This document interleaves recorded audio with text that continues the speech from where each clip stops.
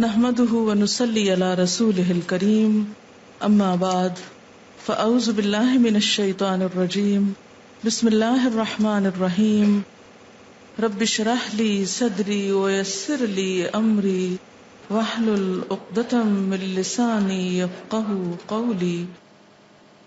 دعا کے آداب میں سے یہ بات آپ سب کو معلوم ہے کہ اگر دعا مانگنے سے پہلے اللہ کی تسبیح، حمد و ثنا، تعریف کی جائے تو یہ چیز اللہ تعالی کی رحمت کو جوش میں لانے کا ذریعہ بنتی ہے اور دعا کی قبولیت کا بھی۔ دوسری چیز درود شریف ہے، اس لیے دعائیں شروع ہونے سے پہلے تسبیح بھی ہے اور درود شریف بھی ہے۔ یہاں مختصر اس لیے لکھا گیا ہے کہ کم از کم یہ کلمات پڑھنا انسان کے لیے کچھ مشکل نہیں۔ سبحان اللہ وبحمدہ عدد خلقہ ورضا نفسہ وزنۃ عرشہ ومداد کلماتہ۔ سبحان اللہ، پاک ہے اللہ، وبحمدہ، اور اس کی تعریف کے ساتھ، یعنی میں اس کی پاکی بیان کرتی ہوں۔ عدد خلقہ، اس کی مخلوق کی تعداد کے مطابق، کے برابر۔ عدد گنتی، تعداد، خلق بمعنی مخلوق، یعنی جتنی اس کی مخلوق ہے، اس کی جتنی تعداد ہے، جتنی اس کی کریشن ہے، ان سب کی تعداد کے برابر، گنتی کے برابر۔ وردا، اور رضامندی، نفس ہی، اس کے نفس کی، یعنی اس کے نفس کی یا اللہ تعالی کی ذات جس چیز پہ راضی ہے اور جتنی تعریف پہ راضی ہے اتنی تعریف کرتی ہوں۔ وزنۃ عرشہ، اور اس کے عرش کے وزن کے برابر، یعنی جس عرش پر اللہ تعالی متمکن ہے اس کا جتنا وزن ہے ہم تو اس کا احاطہ بھی نہیں کر سکتے، اس کے برابر۔ ومداد، اور سیاہی، کلمات ہی، اس کے کلمات کے لکھنے کی، یعنی قرآن پاک میں آتا ہے کہ اگر سارے سمندر سیاہی بن جائیں اور اتنے ہی اور بھی، اور سارے درخت قلمیں بن جائیں اور اللہ کے کلمات، اس کی تعریف لکھی جانے لگے تو سارے سمندر خشک ہو جائیں، لیکن اللہ کی باتیں کبھی ختم نہ ہوں۔ تو اس لیے اس کے کلمات یا اس کی باتیں لکھنے کے لیے جتنی سیاہی چاہیے اس کے برابر۔ یہ مسنون تسبیح ہے اور بہت ہی خوبصورت، چند لفظ ہیں لیکن ایک بندہ مومن کے دل کے اندر اللہ تعالی کی محبت کے لیے، اس کی عظمت بیان کرنے کے لیے جو اس کے جذبات ہیں اس کی ایک عکاسی ہے۔ اب دیکھیں کہ اللہ تعالی کی ذات جتنی بلند ہے اور اس میں جتنی خوبیاں ہیں ان کا احاطہ کرنا ہم جیسے کم عقل اور حقیر انسانوں کے لیے ممکن ہی نہیں۔ نہ وہ ہماری عقل میں سما سکتا ہے، نہ ہمارے تصور میں، اور نہ ہی ہماری اتنی زندگی ہے، نہ ہماری اتنی قوت ہے، نہ اتنی طاقت ہے، مجال ہے کہ ہم واقعی اس کی تعریف کا حق ادا کر سکیں۔ اس کی تسبیح کائنات کی ہر چیز بیان کر رہی ہے۔ وَإِن مِّن شَيْءٍ إِلَّا يُسَبِّحُ بِحَمْدِهِ، کوئی چیز ایسی نہیں جو اس کی تسبیح نہ کر رہی ہو۔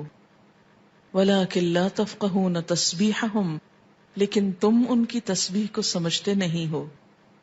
سبح للہ ما فی السماوات وما فی الارض، تسبیح کر رہی ہے اللہ کی ہر وہ چیز جو آسمانوں میں ہے اور ہر وہ جو زمین میں ہے۔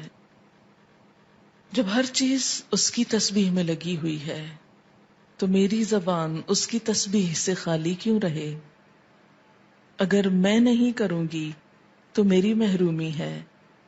اللہ تعالیٰ کا تو کچھ بھی نقصان نہیں۔ بے شمار فرشتے صرف پیدا ہی اس لیے ہوئے ہیں کہ وہ اللہ کی تسبیح بیان کریں، اس کی تعریف بیان کریں. اس لیے تسبیح کرنا سراسر خود انسان کے اپنے فائدے کے لیے ہے. اس طرح انسان باقی کائنات کا ہم نوا ہو جاتا ہے.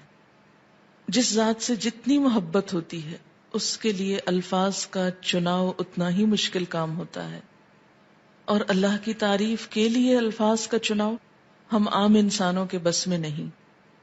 اس لیے ہمیں لازمی طور پر سہارا لینا ہے نبی صلی اللہ علیہ وسلم کے الفاظ کا. تو آپ نے جو الفاظ سکھائے مسنون بھی ہیں اور بہت جامع بھی ہیں. آپ صلی اللہ علیہ وسلم کی یہ خصوصیت تھی کہ انما اوتیت جوامع الکلم، مجھے جامع کلمات عطا کیے گئے ہیں. آپ صلی اللہ علیہ وسلم کی گفتگو کی ایک خوبی تھی کہ کم الفاظ میں بڑی بات کہہ سکتے تھے. تو یہاں بہت کم الفاظ میں بہت خوبصورت طریقے سے اللہ تعالی کی تسبیح بیان کی گئی ہے. تو جب بھی آپ دعا مانگنے لگیں تو اس سے پہلے اگر یہ چند لفظ بول لیں تو دعا کا وزن اور قبولیت اور اس کی خوبصورتی بڑھ جائے گی.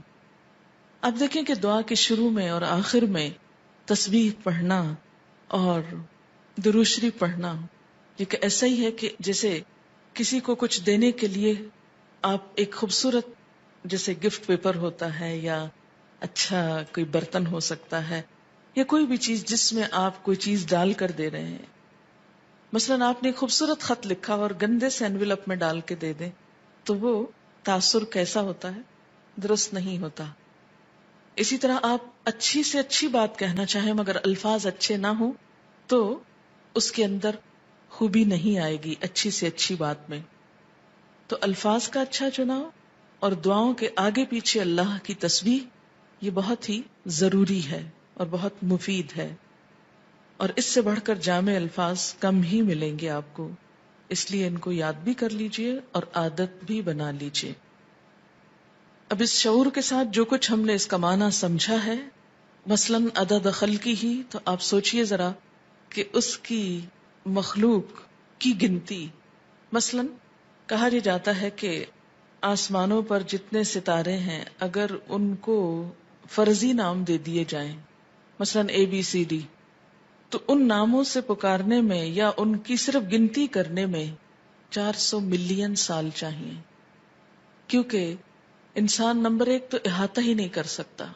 اور اگر صرف گننے لگے ان کو، صرف ستاروں کو، ابھی زمین کے ذرات کو نہیں، ریت کے ذرات کو نہیں، اگر آپ میں سے ہر ایک کو پورا کراچی شہر مثلاً سمندر کے کنارے پہنچ جائے اور ایک ایک گلاس ریت کا اٹھا کر اس کو دے دیا جائے ہر شخص کے کہ اس کے ذرات گنو، تو میرا خیال ہے کہ صرف وہ ذرے گننے میں اس کو کئی سال لگ جائیں، ایک عمر بیت جائے. تو ہم نہ تو یہ ذرات گن سکتے ہیں، نہ یہ ستارے گن سکتے ہیں، اور نہ ہی ہماری اتنی عمر ہے. تو یہ ایک تسبیح لے کہ اگر ہم چند دفعہ سبحان اللہ کہہ بھی دیتے ہیں تو اس سے حق نہیں ادا ہوتا. سارا دن بھی بیٹھ کے تسبیح پڑھیں تو مت کبھی سوچیں کہ ہم بڑے عبادت گزار ہو گئے اور بہت کچھ کر لی، کچھ نہیں کیا.